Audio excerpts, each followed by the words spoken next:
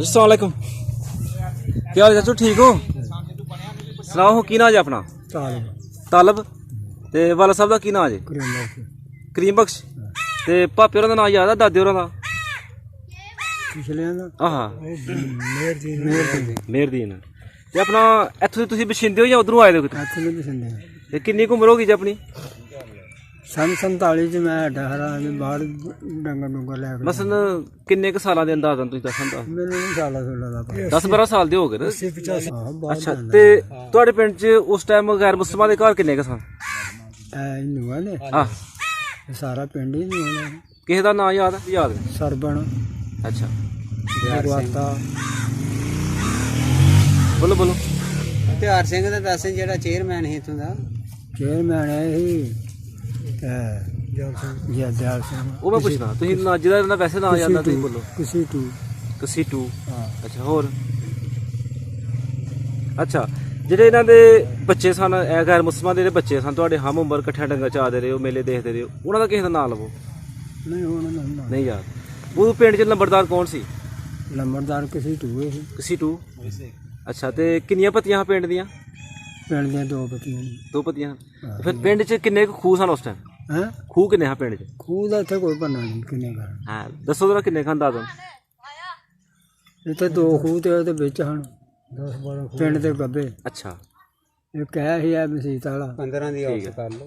ते एक दो इत्थे ही। ਅੱਛਾ, ਤੁਸੀਂ ਸਾਨੂੰ ਦੱਸੋ ਜਰਾ ਕਿ ਜਿਸ ਤਰ੍ਹਾਂ ਇੱਕ ਆਲ ਹੁੰਦੀ ਹੈ ਕਿ ਉਹ ਫਲਾਣੇ ਦਾ ਖੂਹ, ਉਹ ਫਲਾਣੇ ਦਾ ਖੂਹ, ਉਹ ਕਿਹਦਾ ਖੂਹ ਸੀ ਉਹ? फलाने का खूह है, लंबड़ा का खूह ही। ਅੱਛਾ, ਇੱਕ ਲੰਬੜਾ ਦਾ ਖੂਹ। हाँ तो पर बगवाते का ही। ਬਗਵਾਤੇ ਤੇ ਕਿੰਨੇ ਕੁ ਬਾਗ ਸਨ ਪਿੰਡ 'ਚ? ਬਾਗ ਕਿੰਨੇ ਸਨ? बाग बड़े ਕਿਹਦਾ ਕਿਹਦਾ ਬਾਗ ਸੀ? बाग है तू तुर के ते अंब ही अंब होंदे। ਅੱਛਾ, ਸਾਰੇ ਅੰਬਾਂ ਦੇ ਬਾਗ ਹੈ ਇਸ ਏਰੀਏ 'ਚ? ਹਾਂ ਵੱਡਾ ਬਾਗ ਕਿਹਦਾ ਸੀ? ਕਿਹਦਾ ਕਿਹਦੇ ਬਾਗ ਸਨ? बाग जलदार में ਜੈਲਦਾਰ ਦਾ ਕੀ ਨਾਂ ਸੀ? किसी टू ਕਸੀਟੂ। ਬਹੁਤ ਵੱਡਾ ਬਾਗ ਸੀ। बड़ा बड़ा बाग। ਅੱਛਾ, ਤੇ ਇਹ ਸਾਨੂੰ ਦੱਸੋ ਜਰਾ ਕਿ ਉਸ ਟਾਈਮ ਜਦੋਂ ਉਹ ਗਏ ਨੇ ਇੱਥੋਂ, हाँ ਉਹਨਾਂ ਦਾ ਕੀ ਨਿਜ਼ਾਮ ਸੀ? ਇੱਥੋਂ ਕਿੰਨਾ ਕੁ ਸਮਾਨ ਲੈ ਗਏ ਨਾਲ? समान जेड़े हैं ना वो जो लोग सियाने ਅੱਛਾ, उन्हें माल मूल किस तरह कढ़ लिया है। ਠੀਕ ਹੈ। जिन्होंने मसाला अज पता है भी यह काम होना है ਅਗਰ ਹੋ ਜਾਣਾ ਕੰਮ ਹੈ। ते मगरों समान किसी ने नहीं खड़िया। ਅੱਛਾ, मगरों इत्थे गड्डे बड़े हैं, डंगर इत्थे हैं। ਇਹ ਦੁਆਲੇ ਦੇ ਪਿੰਡਾਂ ਨੇ ਗੱਡਿਆਂ ਦੇ ਸਮਾਨ ਖੜਿਆ ਹੈ, ਪਿੰਡੋਂ ਕੋਈ ਬਣਾ ਨਹੀਂ। ਸੌਖੇ ਲੋਕ ਹਨ, ਅੱਛਾ, ਲੋਟੀ ਕੀਤੀ ਫਿਰ ਦੂਸਰੇ ਪਿੰਡਾਂ ਨੇ ਆ ਗਏ? ਸੌਖੇ ਲੋਕ ਹਨ। ਅੱਛਾ, ਤੇ ਪਿੰਡ ਵਾਲਿਆਂ ਨੇ ਕੀ ਸਲੂਕ ਕੀਤਾ ਸੀ ਉਹਨਾਂ ਨਾਲ ਜਦੋਂ ਗਏ? ਪਿੰਡ ਵਾਲਿਆਂ ਕੋਈ ਸਲੂਕ ਨਹੀਂ ਕੀਤਾ, ਪਿੰਡ ਵਾਲਿਆਂ ਨੂੰ ਤਾਂ ਲੁੱਟਦੇ ਹਨ। ਇਹ ਮਾੜੂ ਲੰਬੜ ਹੀ ਇੱਥੋਂ ਦਾ ਮੰਗਵਾਲ ਦਾ, ਅੱਛਾ ਉਹਨੇ ਸਾਡੇ ਬੂਹੇ ਅੱਗੇ ਝੰਡਾ ਲਾਇਆ ਹੈ। ਅੱਛਾ ਉਹ ਫਿਰ ਕੋਈ ਡਾਂਗ ਲੈ ਕੇ ਕੋਲੋਂ ਤਾਂ ਮੈਂ ਕਿਹਾ ਇਸ ਗਲੀ ਨੂੰ ਕੋਈ ਬੰਦਾ ਜਾਏਗਾ ਅੱਛਾ, ਯਾਨੀ ਕਿ ਲੁੱਟਣ ਤੋਂ ਉਹਨੇ ਰੋਕਿਆ ਉਹਨਾਂ ਨੇ? ਲੁੱਟਣ ਦੇ। ਚੰਗਾ ਕਰਦਾਰ ਕੀਤਾ, ਅੱਛਾ ਕਰਦਾਰ ਕੀਤਾ ਫਿਰ ਉਹਨਾਂ ਹਾਂ ਨੇ। ਅੱਛਾ, ਦੱਸੋ ਜਰਾ ਕਿ ਉਸ ਟਾਈਮ ਕੋਈ ਕਤਲ ਵਗੈਰਾ ਤਾਂ ਨਹੀਂ ਹੋਈ ਪਿੰਡ 'ਚ? ਨਹੀਂ ਤੇ ਮੈਂ ਸੁਣਿਆ ਕਿ ਇਹ ਜਿਹੜਾ ਪਿੰਡ ਹੈ ਇਹਦੇ ਵਿੱਚ ਜ਼ਿਆਦਾ ਜਿਹੜੇ ਗੈਰ ਮੁਸਲਮ ਸਨ ਉਹੀ ਤਾਕਤਵਰ ਸਨ, ਦੂਸਰੇ ਮੁਸਲਮਾਨ ਤੇ ਮਾੜੇ ਹਨ। ਇੱਥੇ ਤਾਂ ਜਲਾਏ ਬਹੁਤੇ ਹਨ, ਅੱਛਾ, ਕਪੜਾ ਬਣਾਉਣ ਵਾਲੇ। ਹਿੰਦੂ ਹੀ ਇੱਥੇ ਬੋਰਡ ਹੁੰਦੀ ਸੀ ਹਾਂ। ਤੇ ਉਹਦੇ ਥੱਲੇ ਖੱਡੀ ਇੰਨੀ ਗੁਰੂ ਹੁੰਦੀ ਵੀ ਕੋਈ ਅੰਤ ਹੁੰਦਾ। ਤੇ ਜਲਾਏ ਤੋਂ ਇਲਾਵਾ ਹੋਰ ਕਿਹੜੀ ਕਿਹੜੀ ਕੌਮ ਸੀ ਇੱਥੇ?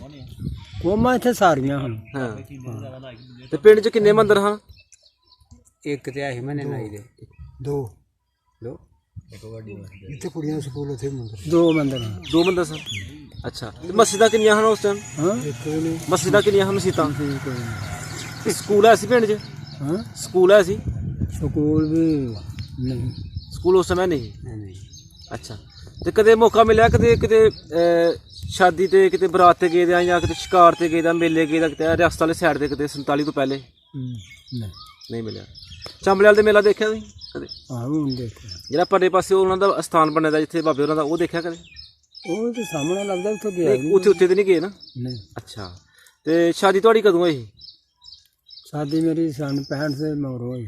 65 ਤੋਂ? ਕਿਹੜੇ ਪਿੰਡ ਸ਼ਾਦੀ ਹੋਈ ਹਜੇ? ਉਹ ਚੱਕ ਅਮਰੂ ਲਾ ਕੇ ਸਵੇਰੇ ਚੱਕ ਉੱਥੇ। ਸਵੇਰਾ ਚੱਕ ਅਮਰੂ ਦੇ ਨਜ਼ਦੀਕ ਹੈ? ਹਾਂ ਚੱਕ ਅਮਰੂ ਜਿਹੜਾ ਉਹ ਵੀ ਤਰੀਖੀ ਪਿੰਡ ਹੈ। ਹਾਂ ਅੱਛਾ, ਤੇ ਕਿੰਨੀ ਕੁ ਬਰਾਤ ਗਈ ਸੀ ਤੁਹਾਡੀ? ਮਰਾ ਗਏ ਸਾਡੀ 40-50 ਬੰਦੇ। 40-50 ਬੰਦੇ? ਤੇ ਕੀ ਖਿਲਾਇਆ ਸੀ ਉਹਨਾਂ ਨੇ ਬਰਾਤ ਨੂੰ? ਉਹਦਾ ਦਾਲ ਚੌਲ ਖਿਲਾਉਂਦੇ ਨੇ। ਦਾਲ ਚੌਲ? ਤੇ ਬਰਾਤ ਜਿਹੜੀ ਰਾਤ ਰਹੀ ਸੀ ਜਾਂ ਉਸੇ ਟਾਈਮ ਵਾਪਸ ਆ ਗਈ? ਨਹੀਂ ਉਸੇ ਵੇਲੇ ਵਾਪਸ, ਉਸੇ ਟਾਈਮ ਵਾਪਸ ਆ ਗਈ? ਉਸੇ ਵੇਲੇ ਵਾਪਸ ਤੇ ਕਾਹ ਤੇ ਗਈ ਸੀ ਬਰਾਤ? ਤੁਰਤੇ ਗਏ। ਨਹੀਂ, ਐਡੀ ਦੂਰ ਤੁਸੀਂ ਪੈਦਲ ਗਏ ਹੋ ਤੇ ਪੈਦਲ ਫਿਰ ਦਿਹਾੜੀ ਵਾਪਸ ਆ ਗਏ? ਰਾਤ ਦੇ 12 ਵਜੇ ਇੱਥੋਂ ਚੱਲੇ ਆ, ਲੋਕ ਲੱਗਦੀ ਇੱਥੇ ਚਲੇ ਗਏ। ਅੱਛਾ, ਰਾਤ ਦੇ 12 ਵਜੇ ਤੁਸੀਂ ਇੱਥੋਂ ਬਰਾਤ ਚੱਲੀ ਸੀ ਦੁੱਲਾ ਵੀ ਪੈਦਲ ਗਿਆ ਤੁਸੀਂ ਪੈਦਲ ਗਏ ਹੋ ਜਾਂ ਕੋਈ ਤੁਹਾਡੇ ਕੋਲ ਸਵਾਰੀ ਦੁੱਲਾ ਵੀ ਪੈਦਲ ਹੀ ਗਿਆ ਸੀ ਨਹੀਂ ਮੈਂ ਘੋੜੀ ਘੋੜੀ ਤੇ ਉਹ ਜਦੋਂ ਤੁਹਾਡੀ ਫਿਰ ਉਧਰੋਂ ਵੋਟੀ ਆਈ ਹੈ ਵੋਟੀ ਕਾਹਤੇ ਆਈ ਉਹ ਅਸੀਂ ਉਧਰੋਂ ਹੀ ਆ ਗਏ ਹਾਂ ਨਾਰਵਾਲ ਵੱਲੋਂ। ਨਹੀਂ ਵੋਟੀ ਕਾਹਤੇ ਆਈ ਨਾਰਵਾਲ ਵੱਲੋਂ ਵੀ ਆਏ ਗਏ ਹਾਂ ਗੱਡੀ ਗੱਡੀ ਤੇ ਅੱਛਾ ਉਹ ਗੱਡੀ ਪਿੰਡ ਤੱਕ ਫਿਰ ਕਿਸ ਤਰ੍ਹਾਂ ਕੋ ਆਏ ਪਿੰਡ ਦੇ ਕੋਈ ਟਾਂਗੇ ਤੇ ਆਏ ਹਾਂ ਟਾਂਗੇ ਤੇ ਜ਼ਬਰਦਸਤ ਉਹ ਦਿਨ ਯਾਦ ਆਉਂਦਾ ਕਦੇ ਕਦੇ ਕੋਈ ਬੈਠੇ ਹੋ ਕੱਲਿਆਂ ਦੇ ਕਦੇ ਬੈਠੇ ਹੋ ਕੱਲਿਆਂ ਤੇ ਉਹ ਦਿਨ ਯਾਦ ਆਉਂਦਾ ਕਦੇ ਬਰਾਤ ਦਾ ਸ਼ਾਦੀ ਦਾ ਕਦੇ ਉਸ ਯਾਦ ਕਰਦਾ